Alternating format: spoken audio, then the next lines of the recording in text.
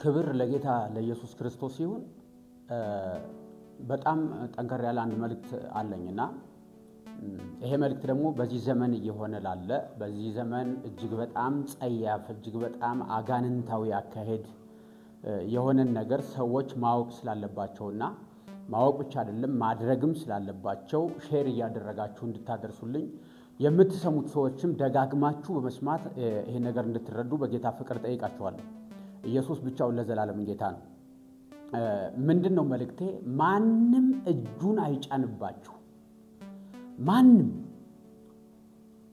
ስም የተሰጠው የትኛውም አካል ለራሱ ስም የሰጠ ሊሆን ይችላል፣ ሰዎችም ስም ይስጡት፣ ብቻ ግን ማንም እጁን አይጫንባችሁ የሚል ጠንከር ያለ መልእክት አለ።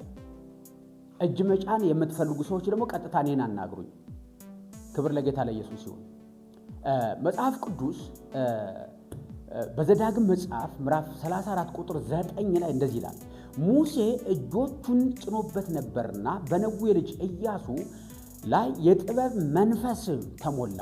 ስለዚህ እስራኤላውያን አደመጡት። እግዚአብሔር ያህዌ ሙሴን አዞት የነበረውን ሁሉ አደረገ ይላል።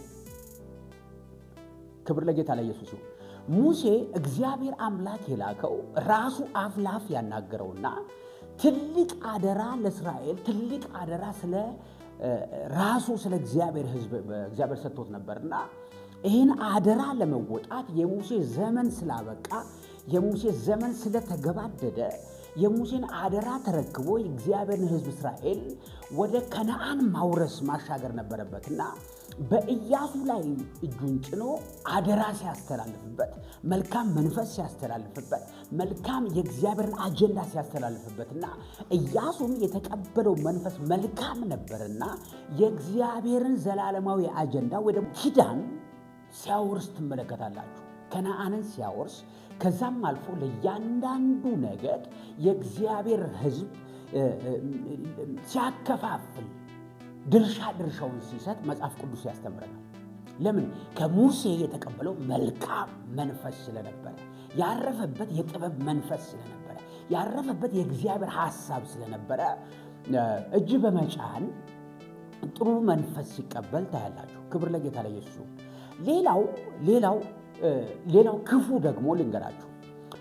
አንደኛ ነገሥት ምዕራፍ 13 ቁጥር 33 ላይ የእግዚአብሔር ቃል እንደዚህ ይላል፣ ይህም ሁሉ ሆኖ ኢዮርብዓም ከክፉ መንገዱ አልተመለሰም፣ ይልቁንም በኮረብታ ማምለኪያዎች ከማንኛውም ክፍል እንደገና ካህናትን ይሾም ጀመረ።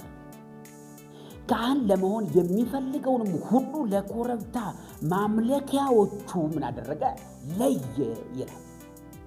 እጁን እየጫነ እየሾመ እየቀባ እግዚአብሔር አምላክ ለሚጸየፈው ነገር ይሾም ነበረ። ክፉ መንፈስ ይሞላቸው ነበረ። ጠማምነትን ይሞላቸው ነበረ። ከእግዚአብሔር መራቅን ይሞላቸው ነበረ። ክፋትን ይሞላቸው ነበረ። እግዚአብሔር ላልሾማቸው ሹመት ያበቃቸው ነበር። አጋንንታዊ ለሆነ ከእግዚአብሔር ለተለየ ሚሽን እየቀባ ያሰማራቸው ነበር። ማን? ኢዮርብዓም።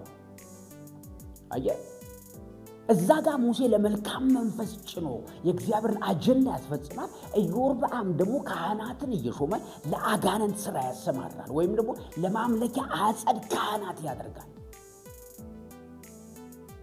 እሺ ልቀጥል፣ አጭር ስለሆነ የምናገረው። ሌላው አንደኛ ጢሞቴዎስ ምዕራፍ 5 ቁጥር 22 ላይ ጨርሼ መናገር ፈልጌ ነው። 22 ላይ በማንም ላይ እጅ ለመጫን አትቸኩል። በማንም ላይ ምን? እጅ ለመጫን አትቸኩል። ከሌሎችም ጋር በኃጢአት አትተባበር፣ ራስንም በንጽህና ጠብቅ ይላል። አየህ፣ በማንም ላይ እጅ ለመጫን ክፋትን ለማስተላለፍ እግዚአብሔር ሳያዝ እግዚአብሔር ሳይሾመ እግዚአብሔር ሳይቀባ ከመለኮት ሳትቀበል በጣም ደንገጥ የሚያደርግ ነገር ልንገራችሁ። ክፉ ሰዎች እጅ ከጫኑባችሁ እመኑኝ ክፉ ነው የምትሆኑት። አመፀኛ ነው የምትሆኑት። ገንዘብ ወዳጅ ነው የምትሆኑት። ዓለምን የምታሳድዱ ለዓለም የምትኖሩ ነው የምትሆኑት። ዴማሶች ነው የምትሆኑት። በጣም በቅርብ ማቃቸው ሰዎች አሉ። ክፉ ሰዎች፣ አመፀኛ ሰዎች፣ ህልም የሌላቸው ሰዎች፣ ራእይ የሌላቸው ሰዎች እጃቸውን ጭነውባቸው ራእይ አልባ የሆኑ ብዙ ወጣቶችን አውቃለሁ። ህልም አልባ የሆኑ ብዙ ወጣቶችን አውቃለሁ።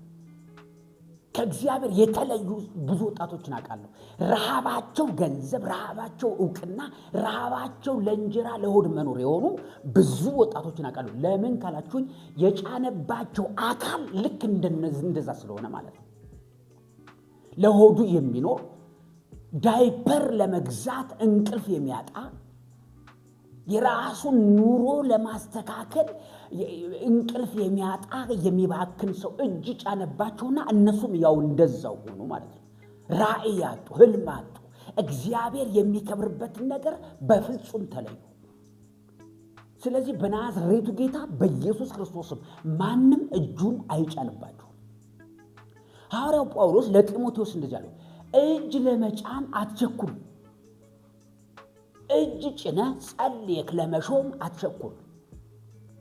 እጅ ጭነ ሾመ ለማሰማራት አትቸኩል።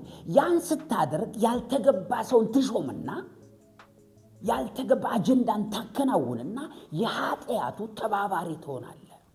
የክፋቱ ተባባሪ ትሆናለህ። የአመፁ ተባባሪ ትሆናለህ። ስለዚህ ምን ብላ ትበል? አትቸኩል፣ አትቸኩል። የምትጭኑ ሰዎች በሰው ላይ እጅ የምትጭኑ ሰዎች በጌታ በኢየሱስም እንድታስተውሉ በስሙ ስልጣን እመክራችኋለሁ። አትቸኩሉ። የተቀበላችሁትን መንፈስ መጀመሪያ ለዩ። መልካም ነው የምታስተላልፉ ወይስ አመፅን ነው የምታስተላልፉ? ክፋትን ነው የምታስተላልፉ? ከእግዚአብሔር መለየትን ነው የምታስተላልፉ? ምንድነው እያስተላለፋችሁ ያላችሁት በመጫን? ስለዚህ አትቸኩሉ። ዋጋ ትከፍላላችሁ፣ አትቸኩሉ። ትውልድን ታጠፋላችሁ፣ አትቸኩሉ። እናንተ ንስሐ እየገባችሁ እየደነገጣችሁ ወደ እግዚአብሔር ብትመለሱ ለእናንተ መልካም፣ ለቀጣይ ህይወታችሁ መልካም ይሆናል። ከዛ ውጭ ግን ትውልድን አትብሉ። ሰው ላይ እጅ ለመጫን አትቸኩሉ። ሌላው እጅ የምታስጭኑ ሰዎች ክርስቲያን ወንድምና እህቶቼ እጅ አታስጭኑ። ዘመናችሁ ይጨነግፋል። ክፋትን ያስተላልፉባችኋል። ቅድም እንዳልኳችሁ እንደ ሙሴ አይነት መንፈስ ያለበት ካለ ኦኬ አለ ወይ የሚለው ለኔ ኮሽን ማርክ ትልቅ ጥያቄ ነው ለኔ፣ አለ ወይ የሚለው። ከዛ ውጪ ግን እጃቸውን እየጫኑባችሁ እየጨነገፈ ነው ነገራችሁ። ራእይ ያጣችሁ ነው። ከመንፈሳዊ ህይወት እየወጣችሁ ነው። ስለዚህ እጅ አታስጭኑ። እጅ አታስጭኑ። እጅ አታስጭኑ። ክፋታቸውን ያስተላልፉባችኋል። ለእግዚአብሔር አለመኖርን ያስተላልፉባችኋል።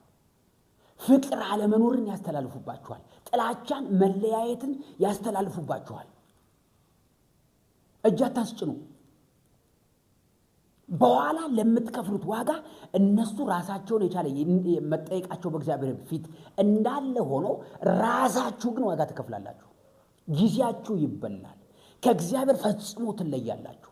ስለዚህ እጅ አታስጭኑ። እጅ አታስጭኑ። እጅ አታስጭኑ። ያልነጻ እጅ፣ ያልነጻ አይምሮ፣ ያልነጻ ልብ ያላቸው ሰዎች ቢጭኑባችሁ ዋጋ ትከፍላላችሁ። ዋጋ ትከፍላላችሁ። ስለዚህ እጅ አታስጭኑ እያልኩ ነው። የምትጭኑ ሰዎች ተጠንቀቁ። ስለምትጭኑባቸው ሰዎች ነፍስም ትጠየቃላችሁ። ሲቀጥል ደግሞ ራሳችሁን በራሳችሁ ስለፈጸማችሁ ትጠየቃላችሁ። ስለዚህ እናንተም ከመጫን ተቆጠቡ። ትውልድን አትርገሙ። ትውልድን አትብሉ። የትውልድን ህይወት አታበላሹ። የቤተ ክርስቲያን ህይወት አታበላሹ። የቅዱሳን ህይወት አታበላሹ። እየዞራችሁ በየ100 ምናምን ቸርች 500 ምናምን ቸርች እየዞራችሁ ማስጫን የለመዳችሁ ሰዎች መባከን ብቻ ነው ህይወታችሁ የሚሆነው። ስለዚህ በጌታ በኢየሱስ አታስጭኑ፣ አታስጭኑ፣ አታስጭኑ። በኢየሱስ ክርስቶስም ጸልየላችኋለሁ። በጌታ በኢየሱስም ጸልየላችኋለሁ።